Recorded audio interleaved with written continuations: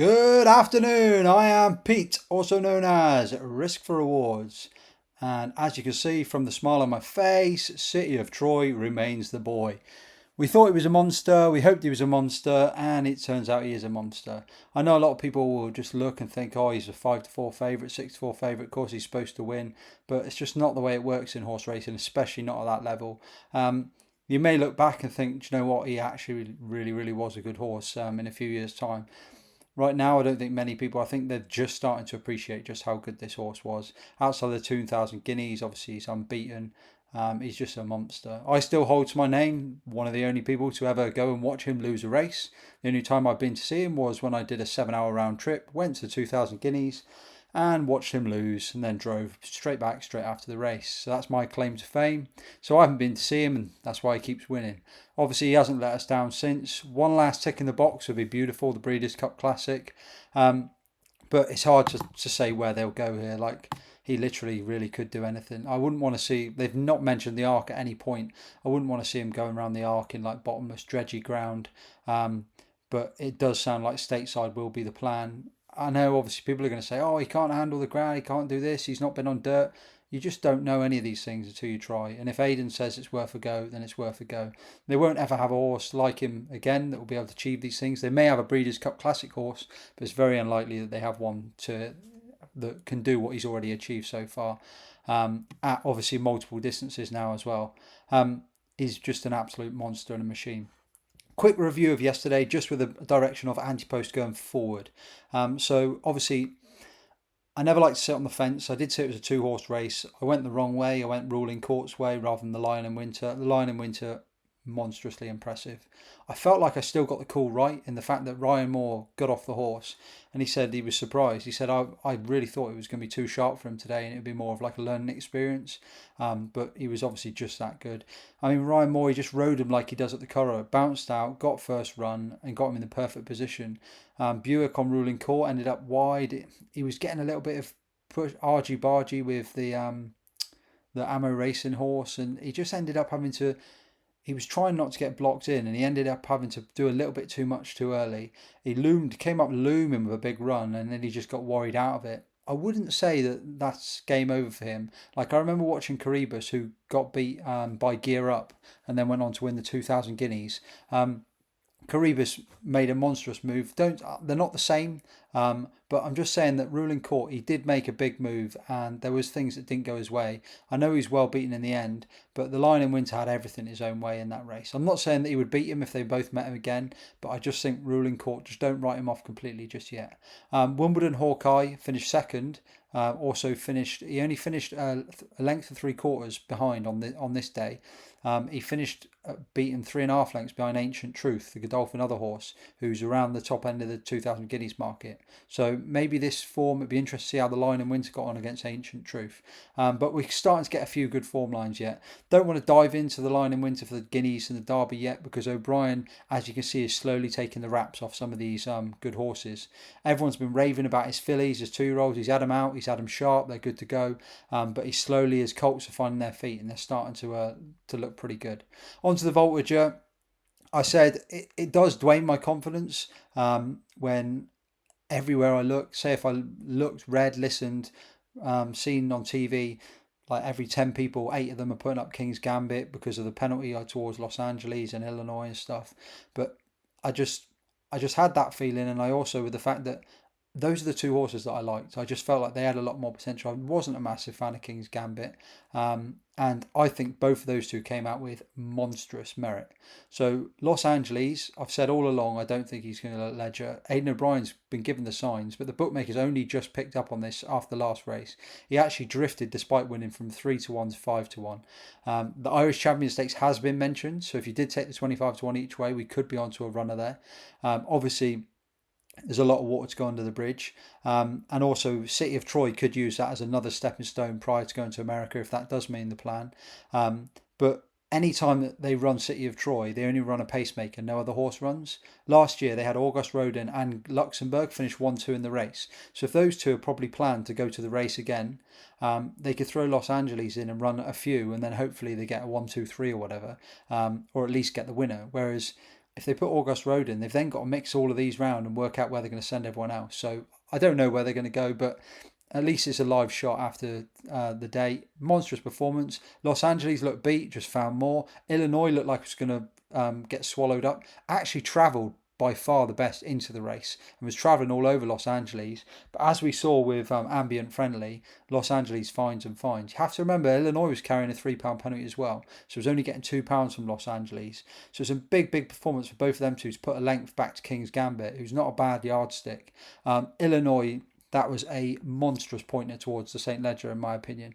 I mean, you couldn't have got, in my view, I don't think you could have really had a better trial. And I'd have him firmly as favourite at 5-2 for the St. Ledger.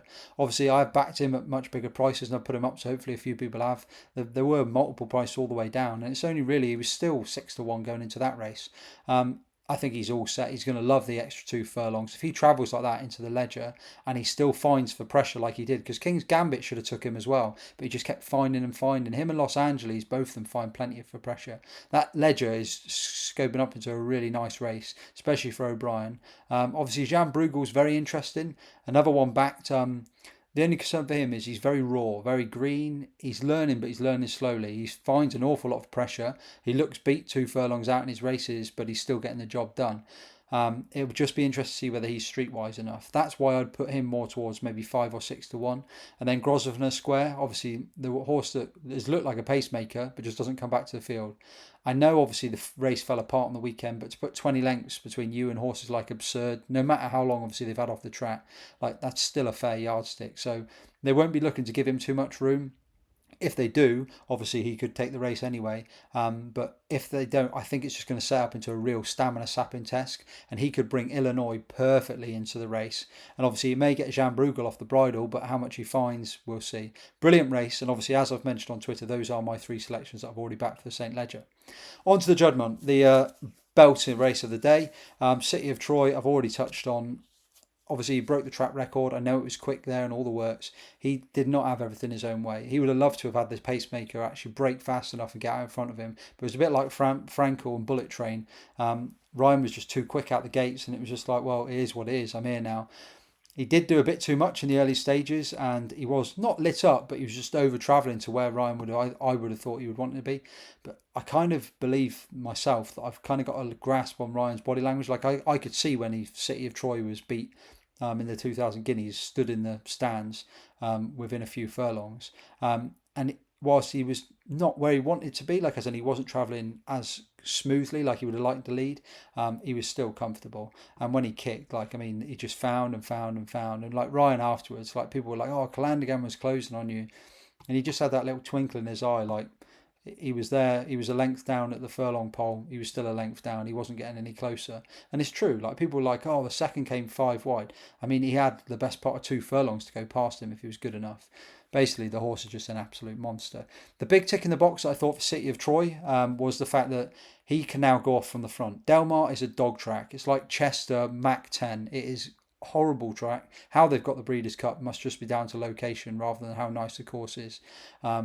So that's where it's going to be. But the bonus is now, because City of Troy can go from the front, 1, he can just bounce out and make all, and 2, obviously he'll avoid all the kickback. So whatever happens, if he goes to the Breeders' Cup Classic, that is a massive tick in his box now, that he can go forward, avoid the kickback and go from the front. You just question, will he handle dirt? It's in his pedigree being justified, but we'll see. So all the same, he's a monster. Brilliant run from from Ghostwriter, 33-1 in third, still improving, strong form. Fourth, obviously the Pretty Polly winner, Blue Stocking, smashed from 20-1 into 5-1, like 20-1 pre-decks, 5-1. Ran a great race, just wasn't as good as these horses. Obviously had to give weight to the 3-year-olds. Calandigan, get this one in the notebook. No one would have seen that. No, I'm joking. Obviously everyone saw how well Calandigan ran. I've got a feeling, reading post-race comments and prior to Royal Ascot comments, I think they really fancy the Champion Stakes. So I think that'll be his target. But he has been gelded, so he can't go to the Arc. He looks like an Arc horse, but he can't go to the Arc. He's currently around 5-1. I'm just letting the dust settle for them and hoping the prices don't move too much. But he could be a play because obviously if you get a lot of the big guns going to the Irish Champion Stakes, the likes of Economics and co, they may end their season there. They might, if Economics picks up an Irish Champion Stakes, they might say, do you know what, we don't fancy going to Ascot. They might not. They might run both, but at the bottom line, Calandigan's going to get weight from the majority of the field there. It will be a good field, but generally you get a lot of the Arc horses. They go to the Arc, they don't win or they run well or whatever, and then they drop into the Champion Stakes, where if that's his own aim, he's handled soft, heavy, all the works to the ground. And just to put a bit of context, because I know people are like, oh, you're talking a favourite, blah, blah, blah, like normally. I like to put context so people can understand where I'm getting at. So Calandigan, City of Troy ran to 127 RPR, 129 RPR. Calandigan ran to 127 RPR yesterday. So just for a little bit of context, against the likes of, so he would get weight from the likes of, say, Goliath, who looked impressive. Goliath was on 127. He ran to 127 on that monster performance. So with Calandigan also ran to 127, and he gets £4 off Goliath. So to put it in context, think how impressive Goliath was. White Birch ran to 125 last time out. So he's £2 behind and would have to give £4 to Calandigan. So all I'm saying is City of Troy's not likely to be here because it'd be too close to the Breeders' Cup unless they have a big change of heart. So Calandigan, that could be the spot for him. The other one as well is the race for Kyprios is coming up. I think it's next weekend. I think it's the Irish St. Leger. It's not like the St. Leger here where you can only enter at certain ages, anyone can go in it.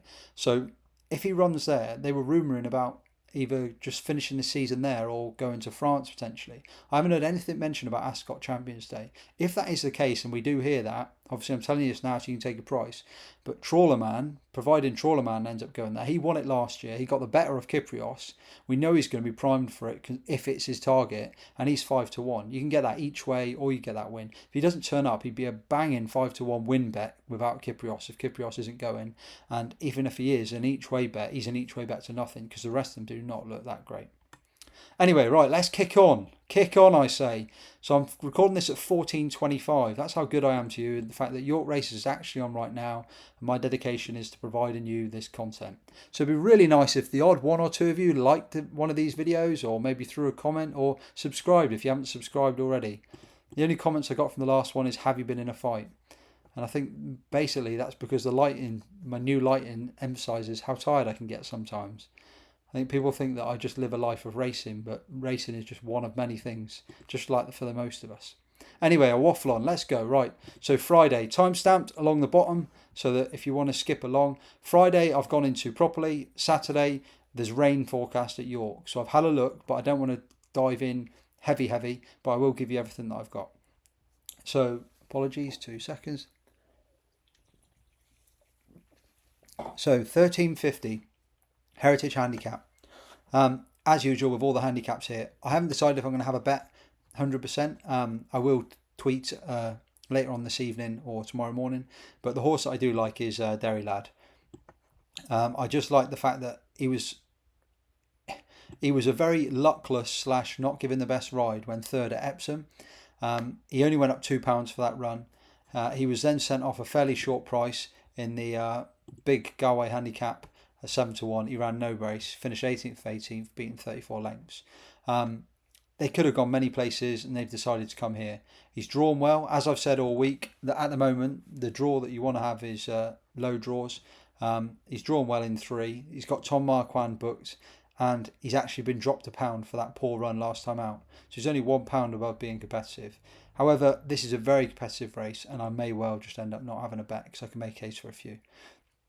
On to the 14:25, the Lonsdale Cup Stakes. Big thing I want to point out about this race is Vauban. Vauban, the penny is finally starting to drop in the fact that I've read and listened to a few things and people are starting to say Vauban is just not the horse that he once was and that he's dropping off and blah, blah, blah. That may well be the case. But in my view, I think Willie Mullins is finally getting his plan across. And what I mean by that is that he's running steadily without impressing and going, but he's slowly trickling down the handicap mark. So he's got 114, 113, and he's now 112. So he's only lost £2. This is a brilliant opportunity. If he can make him look like He's trying his best, but he's beaten enough so that he could get another couple of pounds off. If Willie can shave another £3 or £4 off in his next 1 or 2 runs, and the Melbourne Cup is still the plan, if he can go to the Melbourne Cup in Ascot form, so having cherry ripe for that, in Ascot form, off a £6 lower mark, get the same ground, I think then he'll go there with a banging chance. Remember, he was sent off at one stage. He was something like 5-2 to win a Melbourne Cup. I think he went off about 3-1, 4-1. But his price is getting bigger every time, so that's what I'm interested in him for. He could win tomorrow. I could be completely wrong, but it's just because of that. I've seen very little from him. It just makes me think that he's just dropping down the handicap instead. Point Lonsdale, obviously Aidan O'Brien's just doing what he does, and he sticks his horse in here, they just win races. Gregory is just not kicked on. He could well pick this race up, but you could have said that for multiple occasions. Ever since winning that Ascot Queen's Vase, he's just been meh, like average. It was a good run at Goodwood. He finishing behind Kyprios, he was only beaten 4 lengths. But a lot of these are much of a muchness. Align the Stars, I think this is a big ask for him to be able to win this race. And Quickthorn is very interesting. He bounced back to form, but again, you could have said that multiple times. He's becoming very hard to trust. So the bottom line for this is, I think the most solid option is Point Lonsdale. But at the same time, if you said to me that like the 40-1 outsider Tashcan one, I would be like, okay. So I'm not surprised. The big thing for me is see how Vauban goes. Hopefully he knocks a few more pounds off and the Melbourne Cup begins to continue to be his plan.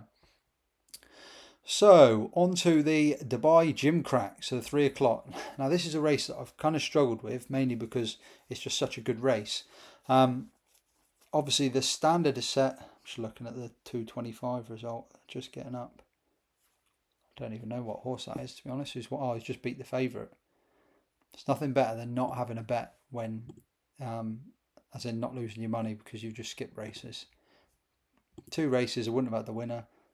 2 races, I've lost no money for it. Winner. Anyway, back to this. So I'll tell you now, 3 o'clock. So Andesite. Carl Burke's best 2-year-old is apparently Andesite. That's the rumours, the word, however you want to put it, which is quite a strong, bold statement when you think obviously he's got a shareholder at home and he's got a lot of good 2-year-olds. So that for me was like, okay, well, he's going to be worth a squeak. My only concern is he's been off since May. Like, why has he been off? It's very unlike Carl Burke. He could happily run them every 3 or 4 weeks if required, and he hasn't. So will he have the experience? He has won at this track. He did stay on very well, and he was impressive in getting the victory. So he remains on my shortlist. I'm just watching him at the moment because he opened at like 4-1, 5-1. He's now 13-2. Come tomorrow, he could end up getting 8, 9, 10-1, and then I think he begins to become a worth the risk. Shadow of Light has been very impressive on both occasions for Appleby. Aidan O'Brien, obviously, Camille Pissarro is slowly starting to trickle into form. It was a monster run last time out. A bit in and out for a horse. Obviously, he was expected to beat Arizona Blaze when got turned over, but was much better behind Babouche. And obviously, that form is very strong now when we see how Babouche obviously beat Whistle Jacket. So I think that horse is the standard setter at 4-1. Big Mojo beat Asterius. Goodwood to obviously here. This is the exact same route that Big Evs took. Won at obviously Goodwood and then came here and won here as well. I'm just not as keen. There's something about it. I'm just not. You can take it if you want. And then the Striking Viking. The Striking Viking was very, very impressive on debut here. Course form, very important. But then went across to Ireland, was beaten by Henry Matisse, which was a going day Henry Matisse. That horse was clearly a horse that was improving, and Henry Matisse I think's entered in the Group 1 at the Curragh on the weekend, so that's clearly the one they've held back for that. I was slightly disappointed at Goodwood when beaten by Black Forza, and like there were some big judges, people, and I'm not a big judge, but there were people that are a lot more into the game, and they were pretty much talking about this horse as being a certainty for this. They were just saying that it'll just win, as in it's miles better. I just think that, I don't know whether it's a combination, 22-1 winner. It was a combination. I don't know whether it was James Doyle getting in the heat of the battle too early. I just think he ended up fighting too many battles, and he finally saw off the entire field, and then coming up to him in the finish was Black Forza and just snaffed him. I mean, Black Forza's not a bad horse anyway. But I think that's three. Is it 3 for 3? Yeah. Oh, sorry, two for two since debut for Black Forza. So anyway, I'm going on here. The bottom line is, for me, I've got it down to three. Those three would be Andesite, Camille Pizarro, and the Striking Viking. Might end up playing just two, win only. Obviously, a couple 2 4-1 shots. It means they pay out as a 6-4. But I'm finding it hard to, as in, nail it down. If you said to me, right, you need to pick one right now, it would be the two would be the one would be Camille Pizarro. But I am interested to see how much of a drift Andesite gets. So 1535. This is one I do like. So the biggest thing with this is that I think most people, or nearly almost everyone, would have said that Asphora is the right favourite and is the most likely winner. Can't take anything away from that. My only concern with that is the fact that you could run this race 10 times and you could get 10 different winners. You see it multiple times on the sprint. You can't tell me anyone, if we ran that same Goodwood race with Asphora, Believe In and Big Evs, that out of those 10 races, that Big Evs would have won all 10. Absolutely no chance. Because Believing got checked at one vital point, Asphora got checked at another vital point. Both them two were staying on. Like, so much happens in a sprint, and if the slightest mistake, the slightest issue, and your chance is gone. So whilst I thought Big Evs was probably the likely winner in the last one at Goodwood, Asphora 2-1, price is fair, zero arguments. If you want to back that, that's fair enough. But I don't want to take it at that price. A lot of the one of the big pointers for this is that everything points to the apologies, 2 seconds. Everything points to the draw in the Nunthorpe, and the draw. Apologies, I'm just looking through. I did have it all prepared. That you want to be drawn low, basically, in the Nunthorpe Stakes. So Believing in 13 and Big Evs in 14. Like, Believing gets the booking of Ryan Moore, is thriving. Obviously, Ryan Moore won on her in the Curragh. She is absolutely banging, but I just can't back her on that draw. 13 and 14, those two both get lines through for me. So that's those two gone. And obviously, if Asphora is too short, which is not too short, she's just the right price. That's her gone as well. So apologies. So then we go back to the field, and the horses that I want to focus on are the horses drawn very low, and they are Pontos 66-1, who I have backed each way, tiny little bet. Everyone will say 66-1, uses a pacemaker or gets swallowed up, exactly the same way it did at Goodwood. That 100% could happen, beaten 6 3/4 lengths by Big Evs. But you go back and watch that race, and Pontos was in the worst possible draw to try and make all, still attempted to make all, was one of the first to start getting nudged along when others were travelling better, but stuck onto the task well. I mean, you go and have a look at some of the form in behind, like over in France, like heavy ground, soft ground, good ground, doesn't matter. RPRs of 111, 118. I mean, 111 and 118, they're slightly below what some of these have achieved. They've probably achieved 123s, 125s, like 120 plus performances. So obviously will need to improve. But as I've said, a lot of sprinting comes down to circumstance. And this horse from stall 1 on the right side of the track where you want to be is going to bolt out and mate all. Doesn't have to come across from the wide draw like they did at Goodwood, and will go from the front. Mikel Barcelona's coming over from the ride. He didn't come across for the last ride, and obviously the horse got beat. But just on a form line, like, this is just a little bit of context. I know this form doesn't work like this, but on a form line, the horse that Pontos beat the time before, so second time out, on the 2nd of June, he beat a horse called Magira. So Magira finished 2.5 lengths behind Pontos. Well, Magira finished only 3 lengths behind Bradsell last time out. So on that form line, you're saying that in theory, and also Bradsell, the weight allowance, Pontos ran off the level weights, whereas Bradsell was getting weight from that horse. So all I'm trying to say is, like, one horse is 66-1, the other horse is like 5-1. So there's just a big discrepancy in price. You can get each way 4 places 66 to 1. If the horse falls out the back of the TV, it is what it is. But if you end up falling into a place, that'd be 15, 30, 45, 60. So you're getting 15 to 1. Oh no, it'd be fifths. So you'll be getting, say, 12 or 13 to 1 if the horse can place. He may well just go off like a screamer and game over. But there's a lot of horses having quick turnarounds here, having only ran 2 or 3 weeks ago, and giving their whole run in. And if they don't run their races, and this horse does, and he's on the right side, then I just think he's a big price. Same applies, I think Regional's in the right place for the draw.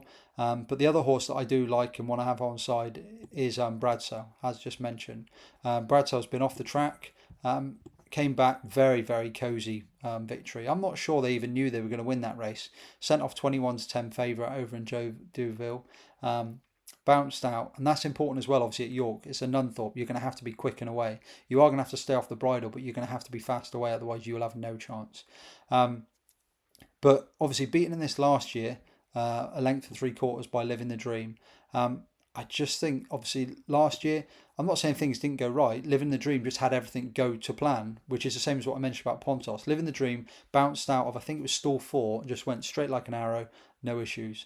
All the other horses, you have a little bit of thinking time and stuff like that. So Bradsell has had a much lighter campaign. I know likes York, ran well in this last year. So they're going to be my two, Bradsell and Pontos. I've backed both each way, and both there you can get 4 places. I'm not going to stand here and tell you none of the others could win, because I could look at a situation where I could see almost all of these horses winning, and especially the top 5. As for Bradsell, Big Evs, Believe In, Regional. Living the Dream, I'm not sure. I don't get it. The whole jockey switching just hasn't looked the same horse this year. So 410, this race is a race that I do find quite interesting. There's 2 trainers that have got a good record in it, despite only being running 4 years. So 4 years, no horse above the stall 4 has won this race. So stalls 1, 1, 3 and 4 in the last 4 years. So you can make of that what you will. It is a small sample, but at the same time, I see that as a massive positive if you're in the bottom 4 stalls. And luckily, just by complete luck of the draw, the 4 horses. The one horse I've knocked out was Power of Destiny. I just thought, okay, yeah, I can see the way you could get close to Alanude, but the fact that it was drawn out wide and was shorter than Alanude, I was like, okay, that horse is gone. Reach was the winner last year. Very impressive. Travelled the old Wrath of God style under Joanna Mason. Travelled way better than anything into the field. Came there on the schnaff, hard held, hit the front. I thought did it a little bit easy, nudged out, but Oisin Murphy made her work all the way to the line in the end. I thought maybe would kick on from there, but didn't really hit those heights again. Ran to £2 below that RPR, so 92 and 92. I think they've been running to try and get the handicap mark down a bit, but the horse has been running well without winning. So unfortunately, was put up £5 for that victory last year. Runs here again off 87, so that same mark. So we'll need to technically be £5 better than last year. Not saying that's insurmountable, because obviously it's been the plan. They've clearly brought them back for this one, but it just makes me happy to look elsewhere. So the 2 that I like are the first is, as mentioned, Alanude. So Alanude is for Rafe Beckett, who won this race in 2023, and he's targeted this race continuously. If I look back, where did I see his other horse? Declared interest in it. Anyway, he won it with State Occasion. State Occasion, he won the same race he won with State Occasion, he won with Alanude at Goodwood.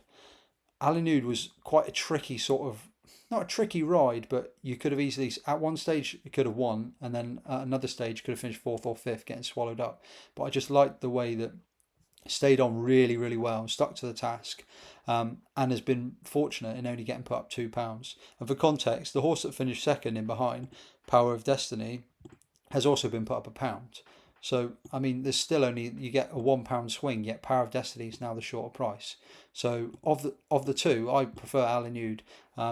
Trainer targets the race, won the same path that he used with his previous winner, State Occasion. He's using that same path again. Horse looks progressive, drawn well. I do like that horse. But the horse that I like the most, and is currently priced around 10 to 1, is Battle Queen. So Battle Queen, Andrew Baldwin, Hayley Turner. When I first looked at this, I thought, why has Oisin Murphy jumped ship but I think it's probably down to weight because the horse is only carrying 8.3. Whereas I'm not sure Oisin Murphy's got that because he's rode this horse multiple occasions. But when she ran off 8.2, when she ran off 8.2, Haley had to ride instead. So the reason I like Battle Queen is firstly because of her storming run in the Fillies Handicap. In the Fillies Handicap, she finished sixth. She was drawn on the wrong side, the same side as Indelible. So she finished second of the pack, drawn on that side. The next horse, so she finished second, and that was in sixth place. The next horse, it wasn't until 11th to finish on their side of the draw. All the other numbers, 18, 33, 28, 22, all of them were high draw. So she was on the wrong part of the track, but she stayed on well, and she only finished about a length behind Indelible. And obviously we know Indelible's gone on to run strongly since. So she ran off a mark of 83. Indelible's now off a mark of 104. So from 91. So Indelible's gone up £13. Yet Battle Queen is running off the same mark. Let me just have a quick look. So Uluru runs off a mark of 104 now, so it's gone up £12, having ran there of 92. And then Soprano ran off a mark of 100 and is now off a mark of 110. So what I'm trying to say is the form in front, most of those horses are now 10, 15 pounds ahead, whereas she's still running off that same mark. She ran a good race last time out when sent off favourite, but I just get that feeling that she did miss the start, but that they were waiting for bigger days ahead. And hopefully this is the case, and this has been the plan. Because as I mentioned for Rafe Beckett, the yard of Andrew Baldwin also targeted this. He hasn't had the winner of this, but he had the second last year with Cepheus Strength. He had the third in 2021. So he likes to target, and I think he had and he had the third in 2021. So he's targeting this race as well. So they're the two for me. So at the moment, current prices, I think Alan Nude is around 6 to 1, 7 to 1, and Battle Queen, the best you can get is 10 to 1. You can go each way, you can go win. I don't know what the place portions would be each way. So there are 5 places, and there are 17 runners. So I'd go each way on both of those two, Alan Nude and Battle Queen. I'd go the same stake because I fancy Battle Queen more. So because it's the bigger price, you get the bigger payout anyway. Onto the Carnarvon Maiden Stakes. I looked at Ultra Soul, thought very, very impressive when staying on in behind. But then my issue was I looked at all of the others and you could make a case for any of these runs. So I skipped it. So finally, we've kept you all waiting for the nap of the day. So the nap of the day is Dossman. Best price at the moment is 11 to 2, 5 to 1 general. I've gone each way 5 places. The best I could get was 5 to 1. I think I got 11 to 2. I actually got 11 to 2 Sky Bet 6 places, but obviously generally it would be 5 to 1 5 places. Don't get me wrong, very, very competitive race, and there are a lot of runners. So what are we looking at? We're looking at 19 runners. But again, I've mentioned it time and time again, low draws. Last 1, 2, 3, 4, 5, 6, 7. The last 8 winners of this race have all been drawn below stall 8. So that's your first tick to look at. Where's Dossman drawn? Stall 2. So exactly where we want to be. Sylvester de Souza, who I'm liking for Roger Varian this year. I did go through different horses here, but this one just stood out like an absolute sore thumb. I just want to clarify as well, like when I say a nap, it's my best selection of that day. Like we're not talking about smacking whatever you want on, well not whatever you want, that's very irresponsible gambling, but having like a big bet on something like City of Troy compared to a handicap on a Friday, whether you've had a good day or a rough day, it doesn't mean you want to double down. It's just my best bet of what there is tomorrow.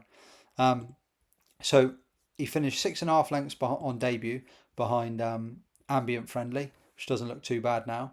And then this year came back and beat Cat Ninja, who I'm sure is very well handicapped, and was sent off. What price did he get sent off?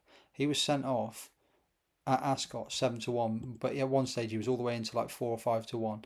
But the one run that absolutely stands out like a complete sore thumb is last time out at Newmarket, where he stayed on really, really well. in the Bedford Lodge over the mile. The reason why this run stands out is firstly because he gave most of the field £6. So I'm just going to go from the bottom upwards. Apologies if you're bored already.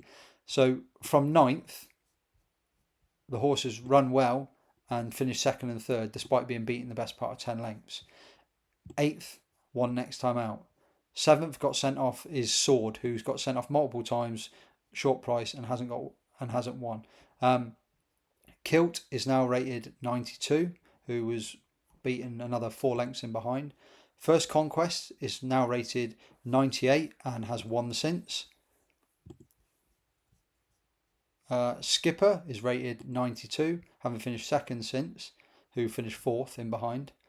But the real horses to note were the 2 in front. So the 2 in front were Arabian Light. So Arabian Light is now rated 98, having hit a 101 RPR last time out. And the winner was Ombudsman. Ombudsman is now rated 111. So for context, what I'm trying to get out with this point is that Dosman gave £6 to the front 2. One of them's rated 98 and the other one's rated 111. So Dosman would have had to have run to a 117 RPR. We're talking like Group 1 horses. And he would have had to have run to 104 to beat Arabian Light. So we're talking like, especially on Bodsman, we're talking like group level horses to beat them. And he was staying on in behind and was only beating 2 3/4 lengths. The fact that they've put him away since June and saved them, I'm hoping that they've saved him and it hasn't been an injury. Obviously, it could have been an injury. I'm thinking that they've put him away since June and they've saved him for this, protecting this mark. Handicap debut off a mark of 97. And the fact that obviously he's already ran to 100, that says to me obviously £3 well in effect if it runs to 100. I'd say this horse, I'll be disappointed if this horse can't run to say 105 or 110. And if that is the case, then that puts him bang in with all of these other horses in this race. Thoroughly unexposed, and there's very little not to like. Draw's good. Trainer likes to target handicaps. I can't remember the horse, but the one we had at Goodwood was a 7-1 Roger Varian horse. It is going to be 19 runners, but you can get 5 or 6 places each way. Good form with Cat Ninja, ambient friendly. In behind on Bosman, who's probably potentially a Group 2, Group 1 horse. And you've got to remember, he was giving weight away last time out and only finished 2 and a bit lengths behind him. I just think this horse could be, I'm not going to say the proverbial group horse in the handicap, but ahead of his handicap mark on the handicap debut. That's the hope anyway. So anyway, like a quick run through. So no bet yet, but Derryman in the 150. 225 is a watching brief for Vauban in particular. The Dubai Gimcrack, I have it between the Striking Viking, Camille Pizarro and Andesite, but I'm just waiting to see how the market goes and also to see what the weather's going to be like. The Coolmore Nunthorpe Bradsell each way 6-1, and also the long shot Pontos 66-1 each way. The 410 Alanude is currently around 6-1, and Battle Queen is 10s, both of those two each way. The 445, no bet, but you might want to watch it. And then the 520 Dossman, currently best price is 11-2, each way 6 places. Sky bet, but there is 5-1 with the likes of Bet365, William Hill, etc. So that is York Friday. I'm just going to flick across to the Saturday, just have a quick look through. A lot of the homework will be done tonight because there's no point doing too much in front because they're due apparently 4 or 5 hours worth of rain and a big chunk tonight. I'm not saying it will change the ground good to firm, but the more information you have, the better if the draw changes, etc. So let's have a quick look through.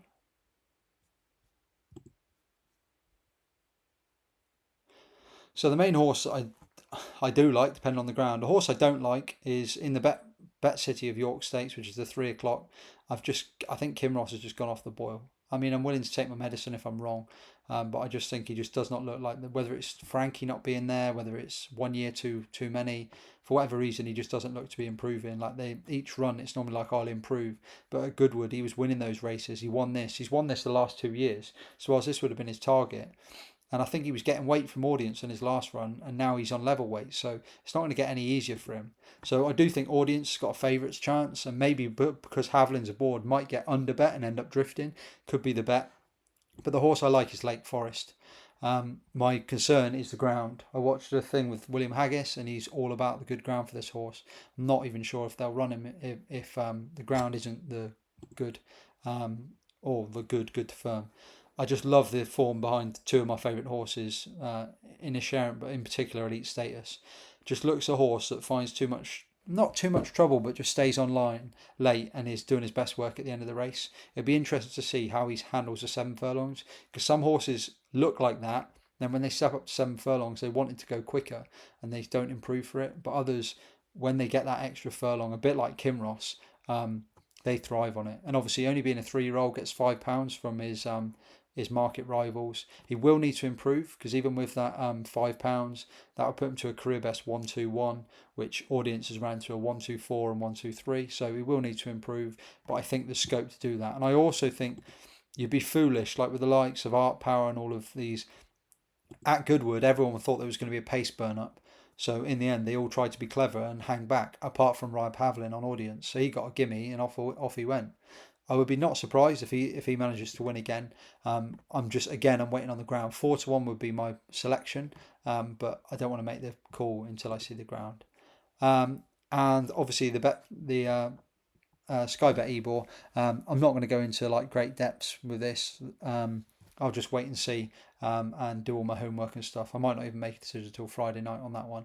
It's very interesting. Obviously, Ryan Moore's got some big rides. I think I mentioned earlier, I think it was Camille Pizarro and or was it Henry Matisse? But obviously Bedtime Story as well. He's got big rides at the Curragh, so he's not coming across to York. You would have to think that if they thought that you were on a steering job at York, like as in he was going to land the big handicap, that they would have he would have been going, and they would have put their horses to different. Especially when Bedtime Story, I think, is about a 1-20 shot, so it's not like anyone else could have not rode that to victory. But it is what it is. Queenstown is interesting, despite obviously the price is horrific, but very much a Willie Mullins sort of absurd state man sort of package, where you've let them bash heads with Group 1 horses all year, without obviously like getting close to winning and stuff, and then you throw them in a handicap. And it's just let them see how they go. But I do think the handicap has been wise to that, because despite him banging heads and doing that, he's still gone from a mark of 82 and he's now at 107. So he wouldn't be for me. But I will have a good look through tonight, and I'll see what I can find. But as I mentioned, on Saturday, it's worth going across to the Curragh. There are 2 big races. I will bring them up. Yeah, Henry Matisse, 8-15 on against Hot as An Hell, which is 3:30. And then the 4:05 Bedtime Story. Both those 2 will definitely be worth watching for future targets. So if you do enjoy the videos, please like. If you're new, please subscribe. I'm trying to do as many videos as I can. Obviously, we're six weeks out from the jump season. My website is in stage 5, which means it's nearly built. And then once it's built, all the content will be going on there. I'm going to do something a little bit different this year, so stay tuned for that. It'll be getting released around ARC weekend. There is going to be a bit of a free trial for those who want to go and have a little bit of an exploration and see what's available on there. But whatever you're punting at York, all the best, good luck. I will have final selections up for Friday, Saturday, etc. You've got most for Friday anyway. I will have final thoughts up this evening, but it's just about to kick off on the 3 o'clock. So good luck, whatever you're punting, and goodbye.